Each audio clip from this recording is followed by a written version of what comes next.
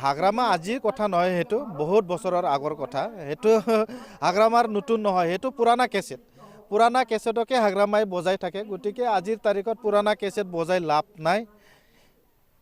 এটা কথা ভাবি লোৱাটো ভাল যে বিটিআৰত বা বিটিচিত এতিয়া খালী জাগা নাই। 2035লৈকে বিটিচিত কোনো খালী জাগা নাই। ইয়াত কোনোবা BPFৰে হওক, কোনোবা কোনোৱে হওক, ইয়াত প্ৰমোদ বড়ো ডাঙৰীয়া আছে।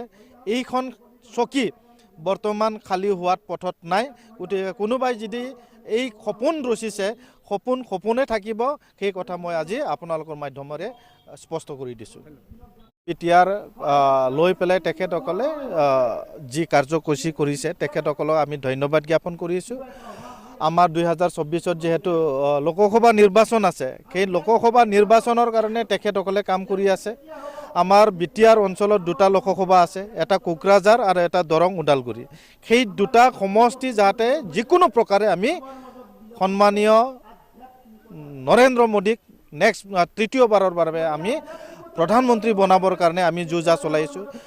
BJPও চলাই আছে, আমিও UPPL দল হিচাপেও এক্সট্ৰাকৈ চলাই আছোঁ। গতিকে আমি এক্সট্ৰাকৈ এতিয়া নিজৰ দলৰ শক্তিটো ঠিক কৰি আছে। তাৰপিছত আমি যেতিয়া ইলেকশ্যনৰ মানে কি ঘোষণা কৰিব, ইলেকশ্যনৰ তাৰিখ ঘোষণা কৰিব, আৰু ইলেকশ্যনৰ তাৰিখ ঘোষণা কৰাৰ পিছত যেতিয়া আমাৰ কেণ্ডিডেট ঘোষণা কৰিব, তেতিয়াৰ পৰা আমি UPPL, BJP, AGP একেলগে কাম কৰা ষ্টাৰ্ট হ'ব।